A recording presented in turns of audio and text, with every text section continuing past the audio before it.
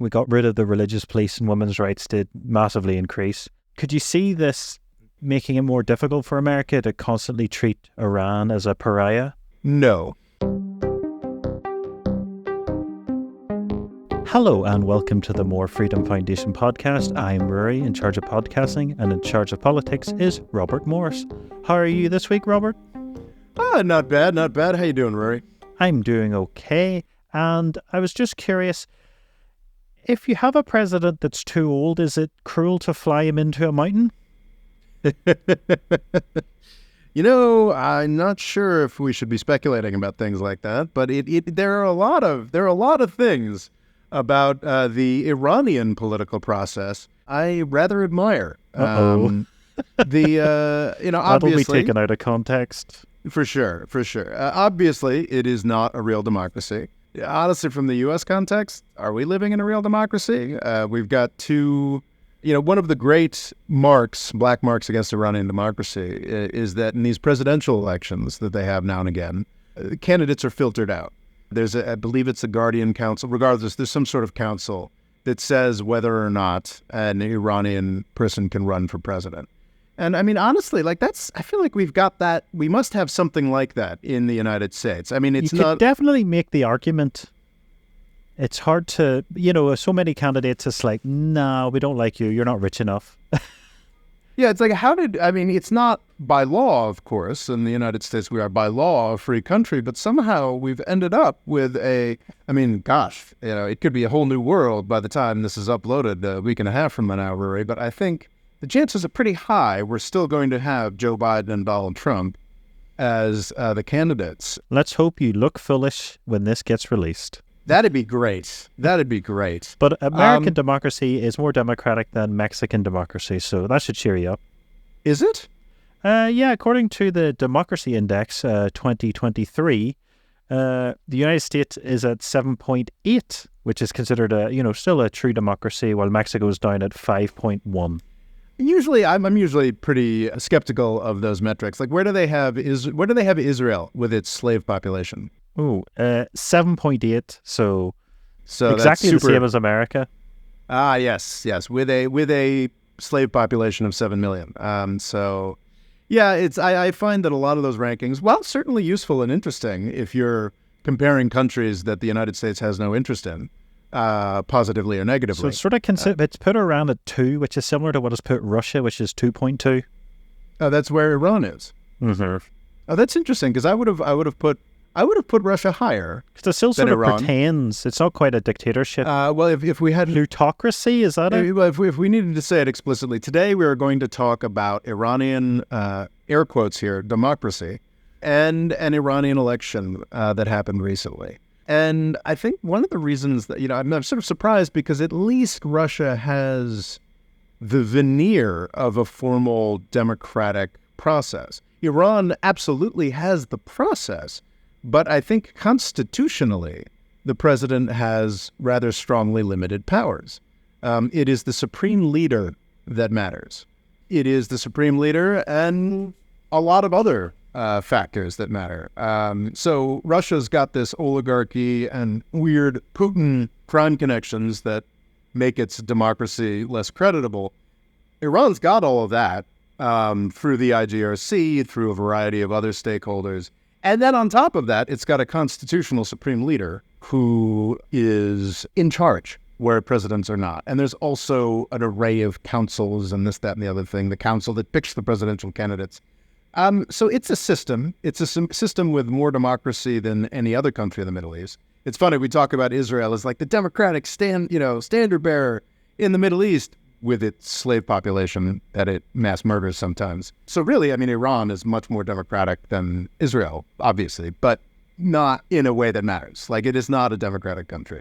And I think that's an important preface before we talk about what's exciting about the Iranian elections. I think it's important to say, don't get too excited here. No. I am, as you'd mentioned, certain clips, that I've put forward here already, could be misinterpreted, but would not be unfairly misinterpreted to say that I am largely think that Iran is sort of more sinned against than sinning. I think Iran does a lot of nasty things, but I think it does so because it's been pushed into a corner by much more aggressive powers in the United States and Israel that have many more choices and don't need to be doing any of this. That said, Iran is not a democracy. Iran is a place where a lot of people, a growing number of people, are very unhappy. And really, it's U.S. aggression is the only U.S. sanctions, the fact that the United States has provided such an amazing series of excuses to the Iranian regime is the only thing that's keeping the Iranian regime in power. These are bad But dudes. are you happy Massoud won?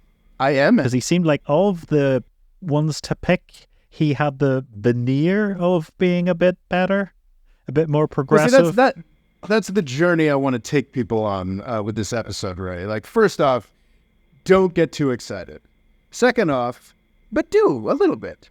And then to finish it off, we'll be like, actually don't. So it's kind of like you're allowed to vote, but the king basically says, these 5 people that I like. Yeah, then that's similar. It's actually, so a lot of, that monarchy analysis is really on point. I think Kuwait, Morocco, Jordan even have similar kinds of structures with, dummy parliaments or something like that. There's sort of like approved people can run and people can vote, and here's this, and it really doesn't matter. Iran is more democratic than those setups because there is actually a president. Well, Morocco might be more democratic. I don't know. I haven't done an in-depth study of Morocco recently. There is a president, and that president has the expectation of having real power and real influence, and there is a constitutional rationale for them having real power and real influence. In practice, this has been emphasized over and over again in reporting, pretty much every single president, except for the helicopter guy, Ebrahim Raisi, since I don't know what the dynamic was with Khomeini, because he was mostly the supreme leader during a massive war, so I assume he got a lot more deference, and he was establishing the revolutionary regime. But pretty much every president under Supreme Leader Khomeini, which has been since the late 80s, early 90s, 1989 sticks in my head, has ended up having a pretty massive falling out with the supreme leader.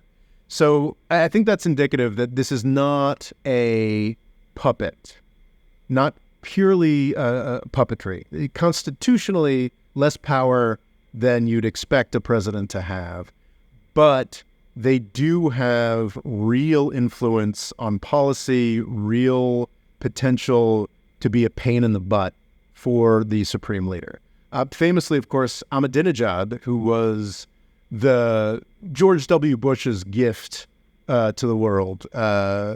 Iran, around the time of the Bush administration, was run by Khatami, a reformist president who was all about desperately trying to make peace with the West.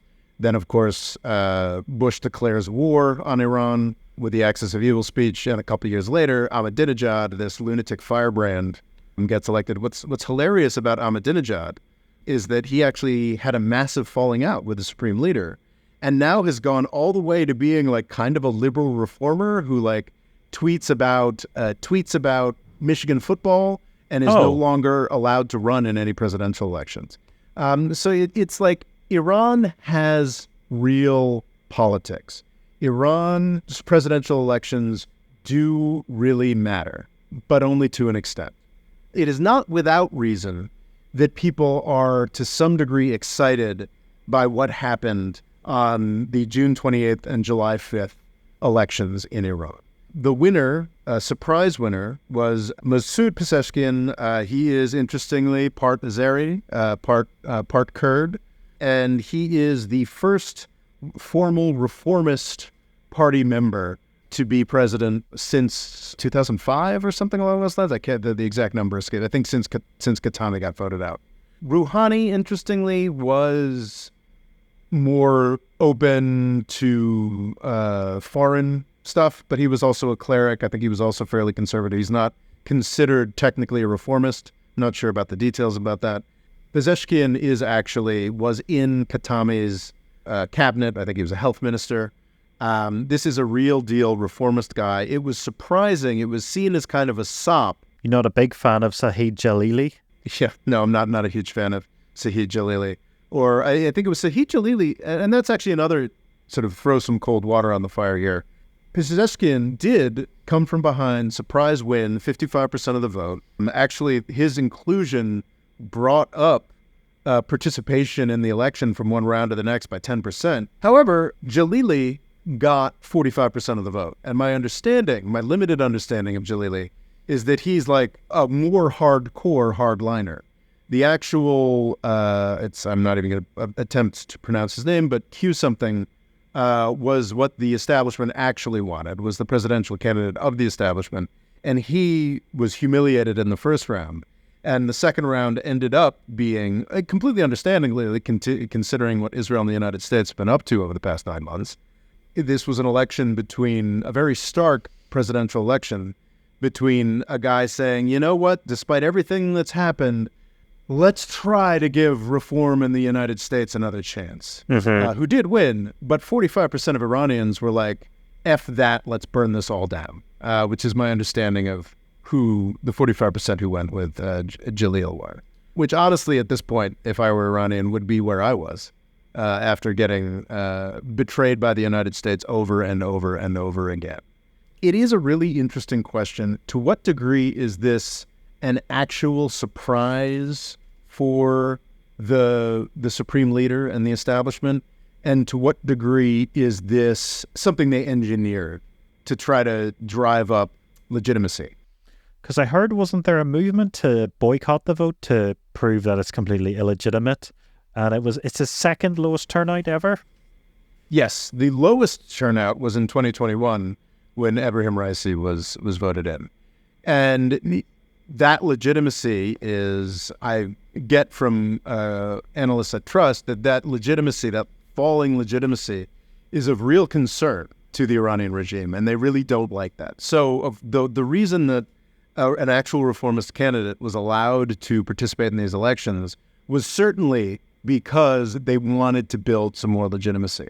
And what's interesting is that it kind of failed in the first round. The first round, it was 39%, which would have been the worst ever participation.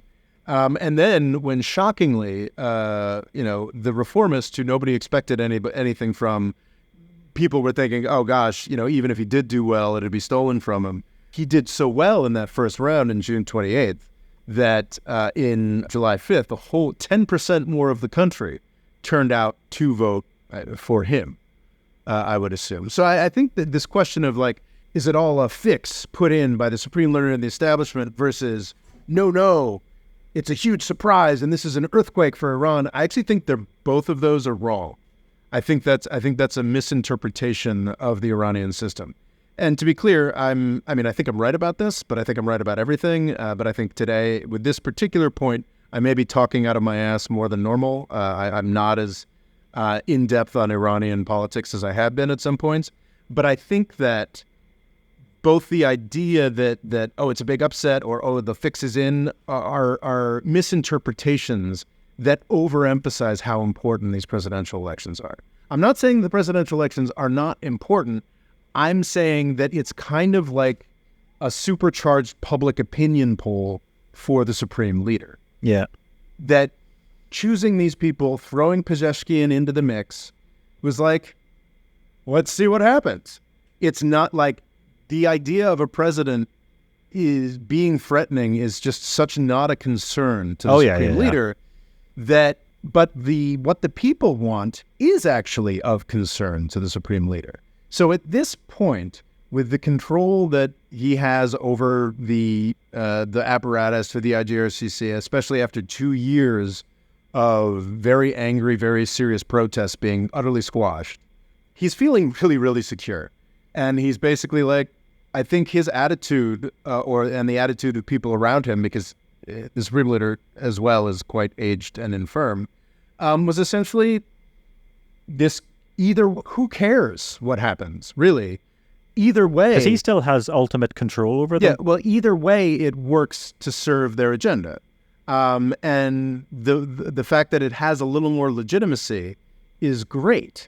But that's not to say that this is meaningless. No, this is meaningful. Like, the supreme leader will take this as a signal as to how he should govern.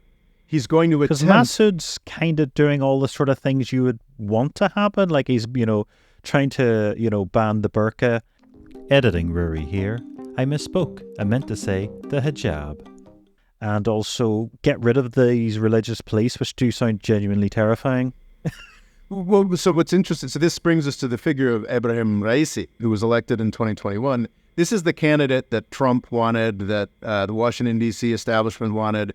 I've talked a lot about this sort of codependence between American hardliners and Iranian hardliners.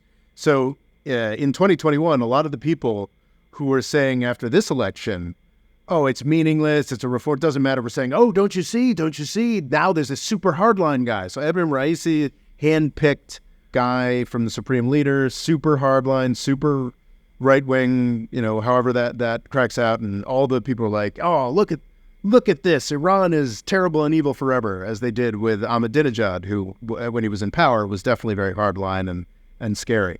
He was a colossal failure. And what's crazy about him, and I think this was probably already done with before he ran into a mountain, but Ebrahim Raisi was seen as, and this is just another indicator that the presidency in Iran is not meaningless, was seen as a potential successor to Khamenei as the supreme leader.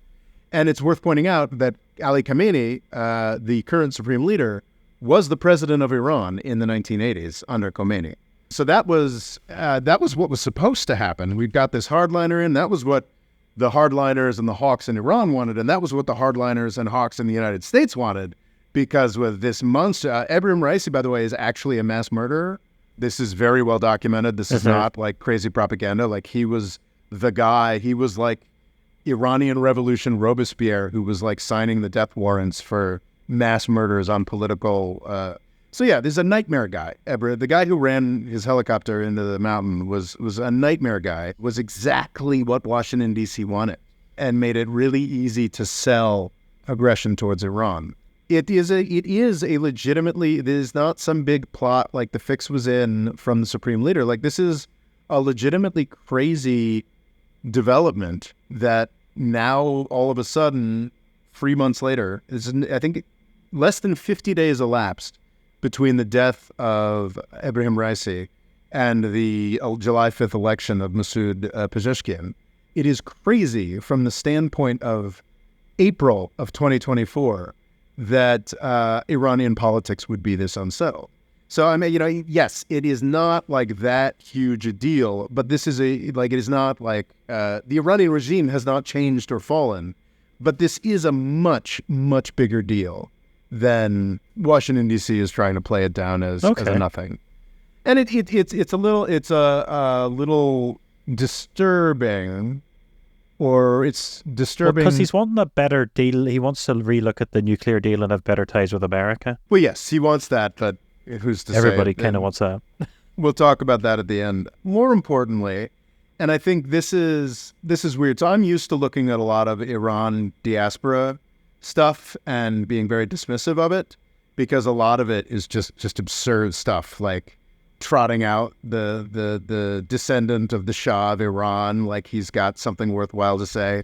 The guy who lost out in the last Iranian revolution, like we're going to put him back in. This is, idiotic, like Metternich stuff, like this is like, putting the King of France back in charge of France. Like, this is not the 19th century. It's absurd. And there's a lot of just truly awful, awful people, like the Foundation for Defense of Democracies, like just people who just desperately want a war to defend nastier things that the United States and Israel want to do in the Middle East. However, it's different this time around, and I have to pay more attention to folks who are poo-pooing this victory, because it's 100% true. Not that it wasn't true before 2022, but it is so blindingly obvious that this victory is going to be used to sort of defang a very legitimate resistance movement. In 2022, we have what are known as the Masa Amini protests. A woman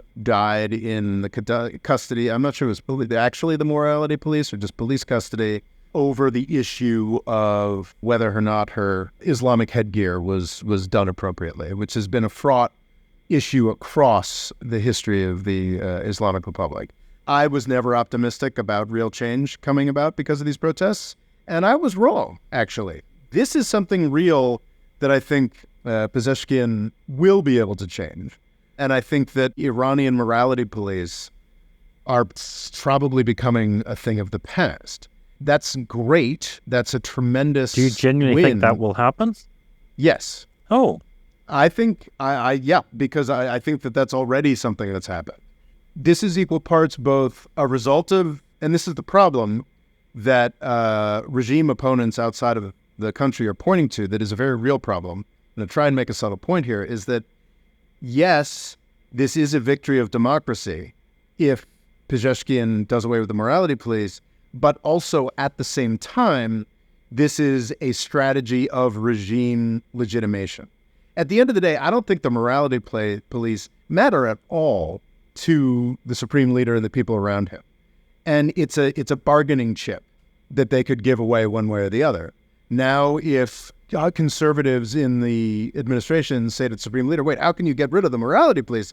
Like, well, the people have spoken, and that actually makes it easier for the regime to hold on to power. So I see people that I, respect. I'm actually not too familiar with what Marjane Satrapi's, I'm sure I mispronounced her name, I apologize, more general position is on regime change. I don't know if she's one of those people that's like, oh yeah, kill as many Iranians as possible till the regime falls. yeah. But I did watch an interview with her before doing this, and Marjane Satrapi has written some amazing graphic novels about growing up on Iran and elsewhere, what have you. And I think she made a pretty good point. It's like, yeah, like, sure, this seems nice, but this is definitely like, from the outside looking in, from the perspective of feminism, from the perspective of women's rights, this is totally a worse than just a Band-Aid. It's actually a ploy that might work to diffuse a lot of really worthwhile anger and ire that could have helped to lead to a better regime.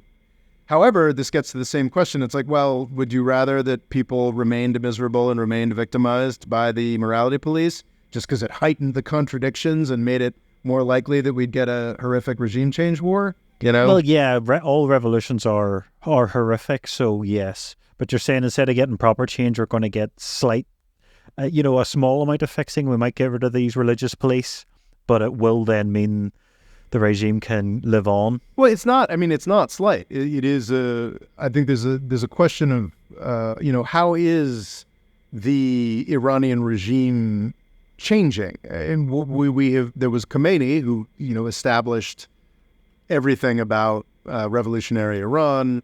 And then we've had Khamenei, who's confusingly, the name's cement, I'm sure I'm mispronouncing both, similar names, who's managed to sort of keep that Khomeinist tradition going as more and more of the Iranian Republic has been like, what are we revolting against? What's going on here?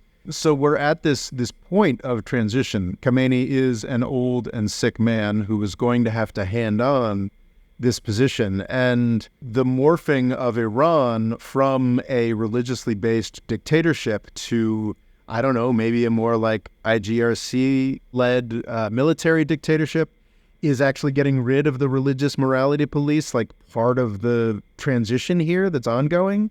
So yeah, no, it's interesting, but I do think it's important and worthwhile that women are able to dress as they prefer. Not to say that they, it's not like people are going to be wearing bikinis in Tehran or something like that, but it does seem to me like Pezeshkian being in power will be used as an excuse by the regime to cut out a lot of religious repression that they might have felt like they had to do for other constituents. So just another way to say that, like, it is a real political system. This does have real impacts. This is a real shift with a lot of caveats that we've been talking about. This, say, did happen. We got rid of the religious police and women's rights did massively increase. Could you see this making it more difficult for America to constantly treat Iran as a pariah? No. Oh. Yeah. No. It certainly... It should. So over the past 2 years, the usual like let's murder every Iranian until the regime falls crowd has had much better arguments that even I am like, yeah, you're kind of right here, and if the plight of women did dramatically improve, then the whole nuke Iran lobby would have a lot less power. or a lot less. No, so they wouldn't have any less power, unfortunately, but they would have poorer arguments, and that does make a difference. But no, I think that actually is a fast forward to sort of the last main point that I wanted to make. First, don't get too excited, but do get a little excited because this is real change, this is real surprise, this is real hope. But also don't get too excited. What we have now in Pezeshkian is a guy who could or would like to build real reform in Iran, real opening of Iran to the broader world, to the United States specifically. For peace, we have an opportunity. This is the third such opportunity we have had in my adulthood. We had Khatami in the late 90s through 2005. We had Rouhani from 2013 until 2021. And now we've got Pezeshkian. And with each of these figures, it's become clearer and clearer that there is no hope of honest engagement with Iran. I mean, Khatami was trying to open, actually, I think it might have been before Khatami with Rafsanjani. They were trying to get U.S. oil companies into Iran. Because famously they were all thrown out during the revolution, so that is very symbolic. This was the issue in 1953, foreign oil companies. So this was huge, huge deal. I mean, Khatami and Rafsanjani were like, let's do this. The Cold War is over. Like, our revolutionary period is kaput. We've beaten Iraq. We're cool. Like, let's go back to being a normal country again. And we just took a poop in their face. Just like absolute. They helped us take over Afghanistan in the aftermath of 9/11, and we repaid them with the axis of evil speech. So then we got Ahmadinejad as the president. Ahmadinejad was just the mirroring of Bush. You're evil. You're terrorists. You're evil. Oh, well, you're evil. Bush was saying you're evil and you must be exterminated. And then Ahmadinejad said, you and Israel are evil and must be exterminated, it was mirroring that was perceived in the United States as like this crazy thing.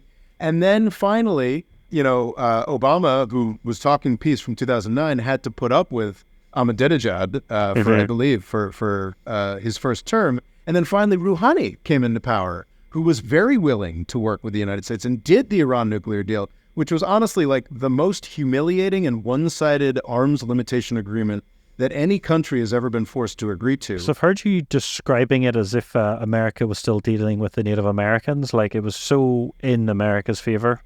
Yeah. Oh, yeah. That is a great analogy. It was purely colonial, purely we're applying standards to you we wouldn't apply to anybody else, certainly would never dream of applying to ourselves. And Iran was like, yes, sir, you got it, okay, and Donald Trump ripped it up. So sure, Pezeshkian is very, he's apparently, I've seen he's talking to Javad Zarif. Anyway, Zarif is the foreign minister who actually did a lot of the negotiation with Kerry and other figures to bring about the Iran nuclear deal. And Pezeshkian's talking to him and is going to be guided by him. So everything's all moderate now. It really is this incredible new world. When the helicopter went down, Abraham Raisi's helicopter went down on May 19th, 2024, the foreign minister was also on that. And that foreign minister was all about, axis of resistance and stick it to America, and China and Russia are big new friends. So that just was wiped away. And now we have a moderate reformist president who wants to talk to the guy who is advised by the Iranian most responsible for the Iran nuclear deal. Doesn't matter. Does not matter. Because the United States and Israel are going to refuse to allow any positive forward motion, as they have, as we have screwed over and smashed. So it's like this is another massive opportunity for peace with Iran, if anybody wanted it. And and Ebrahim Raisi, the joke of a president who flew into the mountain, was most known for his utter failure to handle the Masa Amini protests, is just a mirroring of Donald Trump.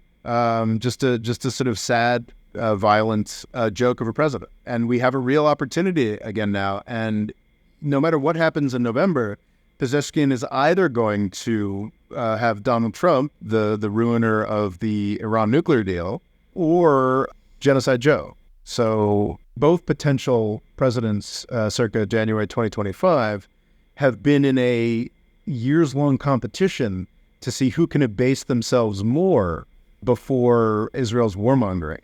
So yeah, it's nice. It's nice that the Iranian public has once again, in an incredible demonstration of love of peace and maturity and just enlightenment as a populace, has decided to give reform another chance. But it's real hard for me to see how that matters with Donald Trump or Joe Biden and Benjamin Netanyahu. Can you see him being able to, turn the economy around? Because I've heard it's sort of so bad that the supreme leaders basically stopped anyone that exchanges money into dollars from doing it, so no one can really know what the true exchange rate is.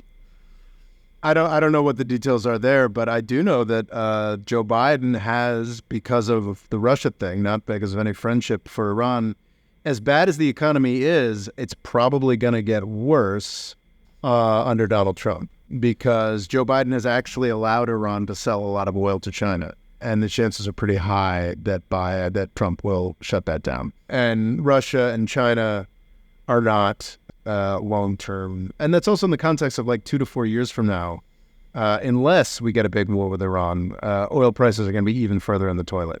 Even Joe Biden or a Democratic successor would probably be pressured into bringing sanctions back against Iran.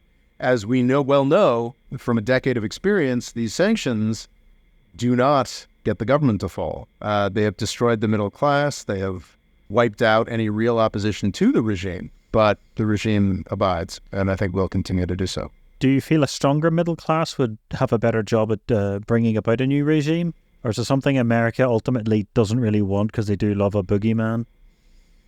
We do love a boogeyman. Yeah, we don't actually. Sanctions are not about overturning regimes. They're about keeping a regime in power until we can fight a war against them. That's how it worked in Iraq with Saddam Hussein. And it also, it does destroy the countries. It destroys the countries and makes it so there's nothing left of these countries other than a government, other than the regime. And it tends to just punish the least powerful in these countries. Exactly. Mass starvation. The famous figure, whether it's true or not, of, in the sanctions against Iraq in the 1990s, killed 500,000 children, is the famous figure. Oh, maybe it was only 200,000, but, it's sanctions are evil and stupid.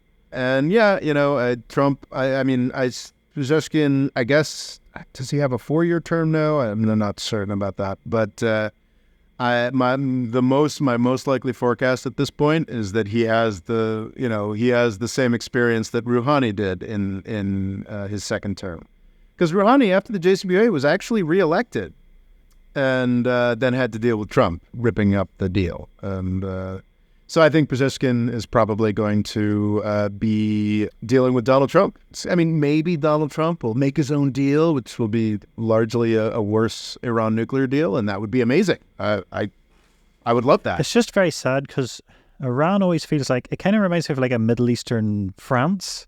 It feels like there's a big cosmopolitan heart there that wants to, deal with the world and be more confident, but it's sort of shackled between America's hatred of it and its supreme leader, which, I don't know, it's just imagine the worst televangelical preacher you've ever, come across. Now imagine significantly worse, and they now rule the country with an iron fist.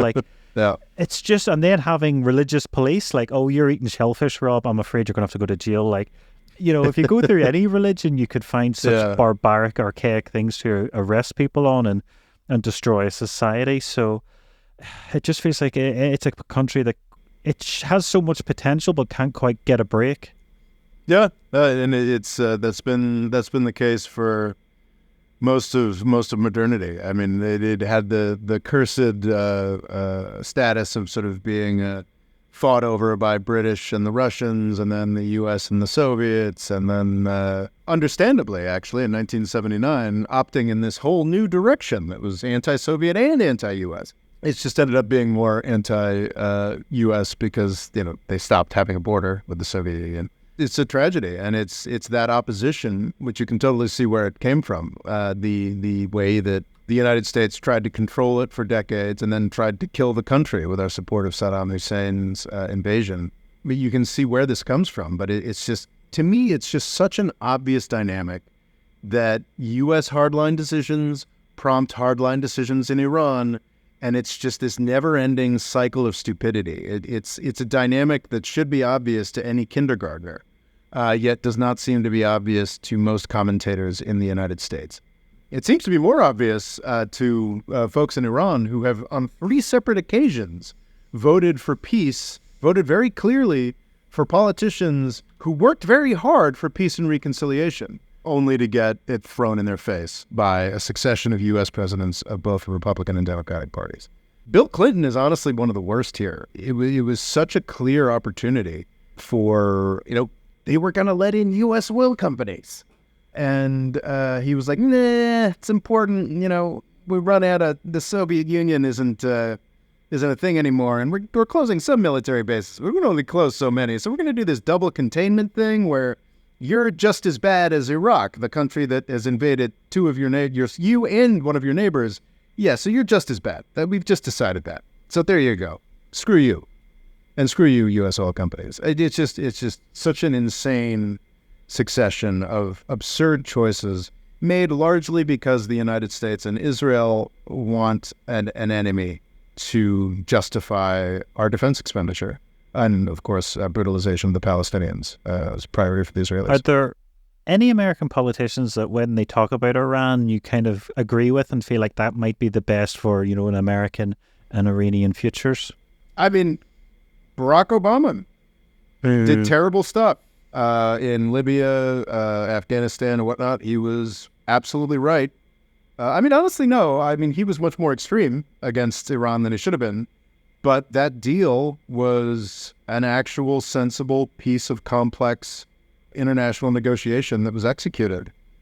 Is there any other example by a 21st century U.S. president of like a real piece of international? I get PEPFAR, George W. Bush's aid program to Africa is sort of well thought of. That was probably complex, but nowhere near as complex and difficult and fraught and politically difficult to accomplish as what Barack Obama pulled off with Iran. The JCPOA was, I think it was way too unfair to the Iranians, but from the U.S. perspective, it was pretty amazing because and from the world's perspective, it was pretty amazing because as much as I dislike all the people united against nuclear Iran, they are absolutely right that any kind of further proliferation, nuclear proliferation to Iran or anybody else is another step towards human extinction. So, and Obama solved that problem. And then United Against Nuclear Iran, Foundation for the Defense of Democracies, and a whole range of other rogues gallery of nasty people, true enemies of the United States and the U.S. taxpayer, ruined it for us and convinced Donald Trump to rip up the nuclear deal. It's a tremendously sad and silly and fundamentally rather stupid story.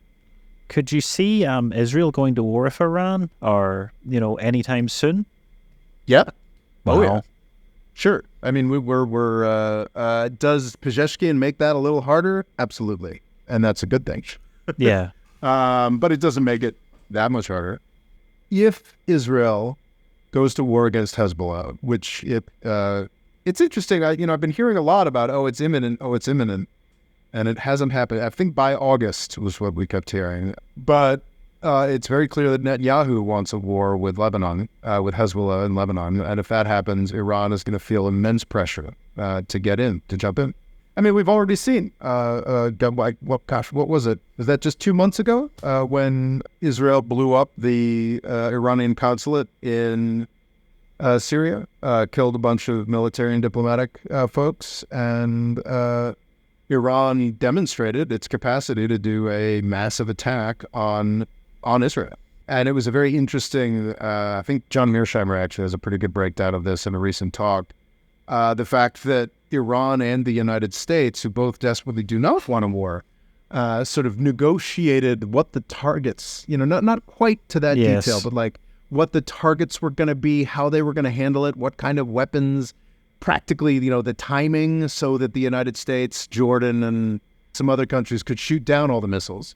But that was a tremendously convoluted, politically absurd demonstration of just how close and how dangerous this situation is. You can totally take the flip side of that and be like, Well, the fact that the United States is willing to go to these lengths to not let a war happen means we're safe. But I wouldn't. That doesn't strike me as. I guess maybe I'm sort of a perma bear, bears and bulls on market stuff in terms of always expecting the possibility of war, because that's the adult thing to do, and we should reduce the possibility of war. The American default, I'm afraid. Yeah, yet for the past 9 months, we've done absolutely nothing in that direction, reducing the possibility of war. It is... Israel-Palestine come up in this election? Oh, it wouldn't. Why? Because I don't think there's any... Yeah, everyone's agreed they're not for it. But I mean, was there any talk of anything that Iran would be able to do on it? I can't speak to that, Rory. Okay. My expectation would be that no, it wasn't much of a... I think there's been opinion polls, and you get sort of anecdotal man on the street stuff saying, "God, I wish we were less involved abroad. Like, why have we got all this presence in Syria, and why we should in Iraq we should spend this money at home." But I think among most Muslims, as well as most decent people, the plight of the Palestinians at this point is something that they agree upon. And while I certainly wouldn't go as far as uncritical support for Hamas or Hezbollah and the actions they carry out, I think that a lot of people are pretty much there. So I think if Pezeshkian were inclined, not that he is, to sort of say, "Oh, let's be more friendly to Israel," the reaction on October 7th would have made that impossible. Politically, is my assumption, but I don't think it came up much, or perhaps it did, and I'm not aware. The elections in Iran, certainly worth paying attention to, worth knowing first that it doesn't really mean anything. Second, that it's not meaningless, but third, that this opening that is provided by this election is very unlikely to be taken up by the United States and Israel. So it's possible it could be incredibly significant and optimistic for Iran, but there's every chance that it's meaningless and things get worse. Yep. So, sorry. Yeah. Hopefully we'll have a happier one, but we can nip back at this, compare in a year and see how he's getting on. Indeed. If there's still an Iran in a year. So... Okay, maybe they've just changed their name to Persia. It's common to change your name lately, like Turkey and stuff. I think people are really underestimating the possibilities that Israeli hardliners just nuke Tehran. Oh, genuinely? Genuinely, yeah. It's a very sick country, Israel, and they're convincing themselves more and more that they're the victims. They're the victims, and it's not a good ideology. Sorry, didn't mean to end it on on quite so. I suppose you can't use nuclear weapons on Palestine, so it makes sense that you can theoretically use them on Iran, but that would be quite a Rubicon that had been passed. This is the world we're creating. Let's hope Trump doesn't get in, because I think would he be most likely to cause that situation? Hard to say. I mean, Biden's a complete non-entity. So yeah. Who was the president that they would speak into his wife would sort of translate what he was saying? He was pretty much in a coma for the last 6 months or something. I think that's Woodrow Wilson, but I'm Is not it possible certain. we're getting that with Biden, where it's just like, oh, Biden said this, and we have to do that because Biden said it? See, I'm actually not. I'm enough of a believer in the competence of a Democratic administration that I'm not too bothered by that for another 6 months. 5 months at this point. Fine, whatever.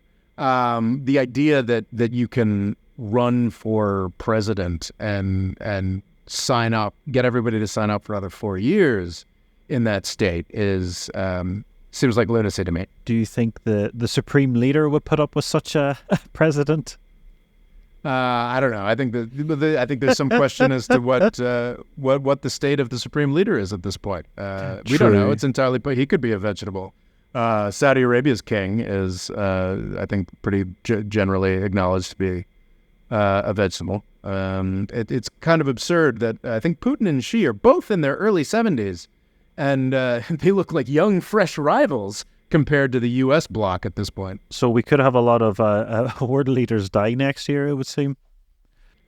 Well, the problem we've identified before is, once they get into power, they seem to live forever. The more evil they are, if you're doing goodness and kindness, you seem to die or young. Fueled by hate. I think what kills most men is a lack of purpose. And if you're in charge of a country, you have purpose. Very true, very true. But you always have a purpose when we're around, as you can catch us next time at the More Freedom Foundation podcast. The More Freedom Foundation is also available on YouTube and TikTok. Rob's Twitter is RobOLaw, and he's also written a book called Avoiding the British Empire, What It Was and How the US Can Do Better. And music provided by Kevin MacLeod.